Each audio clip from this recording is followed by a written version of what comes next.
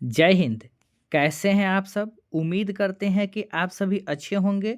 तो स्टूडेंट्स, आज के इस क्लास में हम लोग पढ़ने वाले हैं क्लास 12th का केमिस्ट्री का फर्स्ट चैप्टर, जिसका नाम है दी सॉलिड स्टेट, यानी कि ठोस अवस्था। इसके हम लोग MVVI यानी कि मोस्ट इम्पोर्टेंट सब्जेक्टिव क्वेश्चन को देखेंगे, जो 7 फरवरी के मतलब कि परीक्षा जो होगी 12th का केमिस्ट्री का, यहीं से प्रश्न आएंगे। ठीक है, तो आइए देर न करते हुए हम क्लास को शुरू करते हैं। हमेशा की तरह आप सभी से एक रिक्वेस्ट रहेगा कि अगर वीडियो पसंद आए तो आप प्लीज़ चैनल को सब्सक्राइब करेंगे और अपने दोस्तों तक शेयर करना नहीं भूलेंगे। ठीक है, तो आइए हम क्लास को शुरू करते हैं।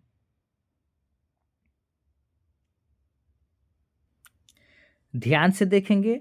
आपका पहला क्वेश्चन है, बिंदु दोष को परिभाषित करें। ठोस रवा में फ्रैंकल दोष कैसे उत्पन्न होता है? ठीक है, तो इसका आंसर है,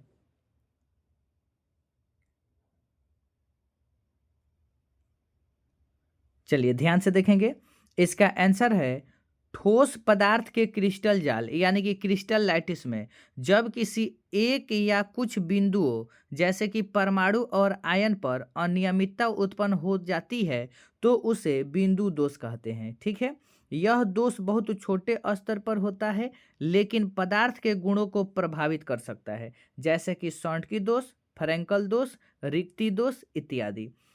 ठोस क्रिस्टल में फ्रैंकल दोष कैसे उत्पन्न होता है? ठीक है, तो इसका आंसर है कि फ्रैंकल दोष तब उत्पन्न होता है जब किसी आयनिक ठोस में कोई छोटे आयन, आमतौर पर धनायन, अपनी सामान्य जाल स्थिति यानी कि लैटिस साइट को छोड़कर उसी क्रिस्टल के इंटरस्टिटियल साइट पर चला जाता है। ठीक है, तो ये आपके हैं पहला क्वेश्चन का आंसर। ठीक है, नेक्स्ट आप लोग देखेंगे इसका दूसरा क्वेश्चन। ठीक है, देखिए, ये पॉइंट पे आप लोग ध्यान नहीं देंगे, ये बाई मिस्टेक हो गया है। ठीक है ना, मिसप्रिंट हो गया है।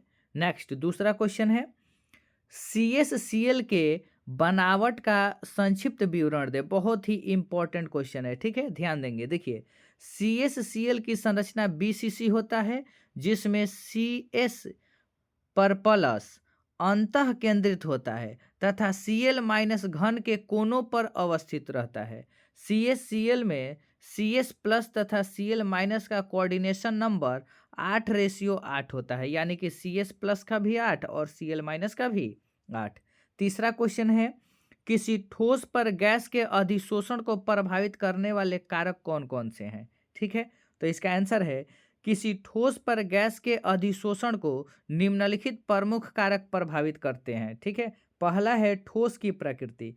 ठोस की सतह जितनी अधिक खुरदुरी और छिद्र युक्त होगी, अधिशोषण उतना ही अधिक होगा, जैसे कि चारकोल, सिलिका जेल, एल्यूमिना अच्छे अधिशोषक हैं। ठीक है, दूसरा है गैस की प्रकृति। ठीक है, ये सभी प्रश्न इंपॉर्टेंट है बाबू, ध्यान से देखते चलेंगे। ठीक है, देखिए, गैस की प्रकृति, आसानी से द्रवीभूत होने वाली गैसें जैसे कि NH3, CO2, SO2 अधिक अधिशोषित होती है। गैस का अणु भार और ध्रुवीयता भी प्रभाव डालती है। ठीक है, तीसरा है तापमान यानी कि टेम्परेचर।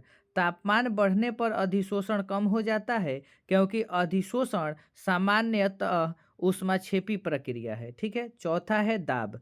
दाब बढ़ने पर गैस का अधिशोषण बढ़ता है, विशेष रूप से कम दाब पर प्रभाव अधिक स्पष्ट होता है। ठीक है, नेक्स्ट नेक्स्ट देखेंगे, यहाँ पे 5 नंबर है। पांचवा पॉइंट है बाबू, ठोस की सतह का क्षेत्रफल। ठीक है, अधिक सतह क्षेत्रफल अधिक अधिशोषण, पीसे हुए या छिद्रयुक्त ठोस अधिक प्रभावी होता है। ठीक है, लास्ट है संकीर्णन। ठोस को गर्म करके या रासायनिक उपचार से उसकी सतह को सक्रिय किया जाए तो अधिशोषण की क्षमता बढ़ जाती है। ठीक है ना, इसके बाद नेक्स्ट देखेंगे, पांचवा प्रश्न बहुत ही इंपॉर्टेंट क्वेश्चन है। ठीक है, सॉरी, चौथा क्वेश्चन है। ठीक है ना, नेटवर्क ठोस किसे कहते हैं? बहुत ही इंपॉर्टेंट क्वेश्चन है। देखिए, नेटवर्क ठोस उसे कहते हैं जिसमें परमाणु या आयन पूरे ठोस को एक विशाल निरंतर जाल यानी कि नेटवर्क के रूप में सहसंयोजक बंधों से जुड़े होते हैं। इसमें अलग अलग अणु नहीं होते हैं, बल्कि पूरा ठोस ही एक अणु जैसा होता है। ठीक है, जैसे कि हीरा, ग्रेफाइट, क्वार्ट्ज, सिलिकॉन कार्बाइड। ठीक है, नेक्स्ट 5वां प्रश्न है, ये भी बहुत इंपॉर्टेंट है। रवादार ठोस क्या है? देखिए, रवादार ठोस यानी कि क्रिस्टलाइन सॉलिड वह ठोस पदार्थ है जिसमें कण जैसे कि परमाणु, अणु, आयन नियमित और सुव्यवस्थित ज्यामितीय क्रम में व्यवस्थित होते हैं, जैसे कि नमक, चीनी, हीरा, उसके बाद है क्वार्ट्ज। ठीक है, अगला क्वेश्चन है, बहुत ही इंपॉर्टेंट क्वेश्चन है। देखिए, सॉन्ड की त्रुटि क्या है? ठीक है, इसमें अंतर लिखने के लिए भी आता है, जैसे कि सॉन्ड की त्रुटि और फ्रैंकल त्रुटि में क्या अंतर है। तो पहले आप देखिए सॉन्ड की त्रुटि। देखिए, ठोस अवस्था विशेषकर आयनिक क्रिस्टल में पाई जाने वाली एक बिंदु दोष यानी कि पॉइंट डिफेक्ट को सॉन्ड की त्रुटि कहते हैं। इसमें क्रिस्टल जाल से समान संख्या में धनायन और ऋणायन अपने स्थान से गायब हो जाते हैं। ठीक है, उसके बाद है फ्रैंकल त्रुटि क्या है? फ्रैंकल त्रुटि ठोस अवस्था की एक बिंदु त्रुटि है।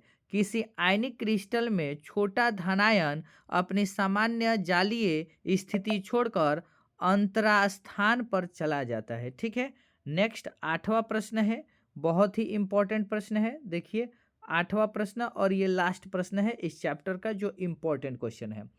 कांच को अतिशीतित द्रव यानी कि सुपर कूलेड लिक्विड क्यों माना जाता है? ठीक है, इसका आंसर होगा, कांच को अतिशीतित द्रव इसलिए माना जाता है क्योंकि इसमें निश्चित गलनांक नहीं होता है, बल्कि यह धीरे धीरे नरम होता है।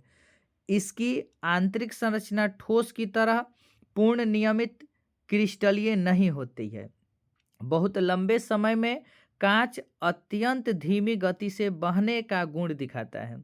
यह द्रव की तरह ठंडा होकर जमा हुआ सा व्यवहार करता है। इसी कारण कांच को अक्रिस्टलीय ठोस और साथ साथ अतिशीतित द्रव भी कहा जाता है। ठीक है, तो ये रहे आपके 8 मस्ट इम्पोर्टेंट सब्जेक्टिव क्वेश्चन। ठीक है ना, जो आपके एग्जाम 2026 के लिए बहुत ही इम्पोर्टेंट है।